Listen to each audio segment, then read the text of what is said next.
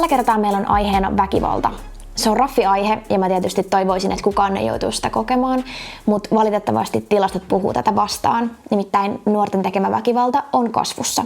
Ja sen takia me puhutaan tänään tästä aiheesta poliisin näkökulmasta. Väkivallan muotoja on monenlaisia, mutta tällä videolla me keskitytään niistä kahteen, henkiseen ja fyysiseen. Henkinen väkivalta voi olla haukkumista, ulkopuolelle jättämistä, selän takana puhumista, manipulointia tai uhkailua. Henkinen väkivalta voi luoda traumoja, jotka saa pahimmassa tapauksessa uhrin kamppailemaan mielenterveytensä kanssa koko loppuelämän ajaksi. Esimerkiksi kiusaaminen voi näyttäytyä tällaisena henkisenä väkivaltana. Fyysinen väkivalta taas on tönimistä, potkimista, hakkaamista, kaatamista, sylkemistä ja repimistä, eli aggressiivista käytöstä, mihin sisältyy toisen ihmisen fyysinen koskettaminen. Sitten kun tähän väkivallan palettiin lisätään vielä teräaseet tai muut toisen vahingoittamiseen soveltuvat esineet, niin meillä onkin jo iso rikosten skaala käsillä.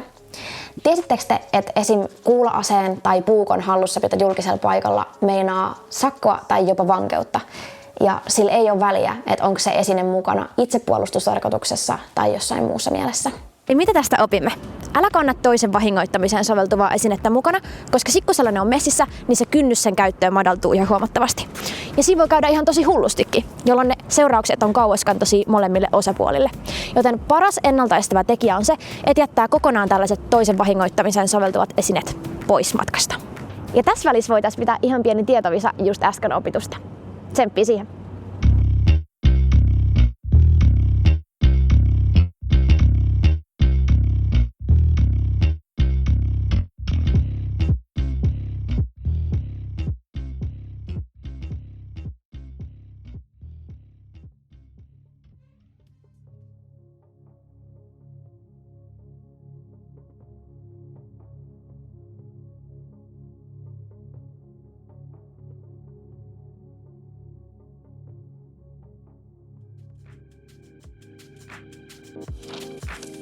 Haluaisitko tähän väliin kertoa vähän väkivallan tekijöistä? Eli lain mukaan väkivaltarikokseen syyllistyy näiden tekijöiden lisäksi nämä osalliset, jotka ovat paikan päällä. Ja näitä voi olla muun muassa yllyttäjä, avunantaja, kuvaaja tai ylipäätään kaikki mukana olevat henkilöt, jotka ei omalla toiminnallaan pyri estämään tämän väkivallan toteutumista. Ja tästä tosiaan voi saada myös rangaistuksen. Okei. Millaisia rangaistuksia väkivallasta sit voi saada? No, rikosoikeudellisen seuraamuksen voi saada 15 vuotta täyttänyt ja kaikista alle 18-vuotiaiden tekemistä rikoksista ilmoitetaan lastensuojeluun ja vanhemmille. Ja tämän lisäksi meillä on myös vahingonkorvausvastuu, mikä tarkoittaa sitä, että väkivallan tekijä on velvollinen korvaamaan kaikki aiheuttamansa vahingot rahallisesti. Okei. Millaisia asioita se korvausvastuusta kattaa? No, se kattaa muun muassa sairaalakuluja, oikeudenkäyntikuluja, rikkoutuneita tavaroita ja myös henkisistä kivuista ja särryistä voi vaatia korvausta. Okei, hyvä tietää. Ja toisin kuin rikosoikeudellinen vastuuikä alkaa 15-vuotiaana, niin tämä alkaa jo syntymästä. Okei, nyt meillä on poliisin näkökulma aiheeseen, mutta mä haluaisin vielä ihan hetken pohtia, että miksi me ylipäätään kohdataan väkivaltaa ja miten jotkut ihmiset päätyy käyttää sitä päivittäin. Kun elokuvistahan me tiedetään, että pahikset käyttää väkivaltaa ja katsoja on aina sen uhrin puolella, niin miten joistain sitten tulee niitä pahiksia oikeassa elämässä?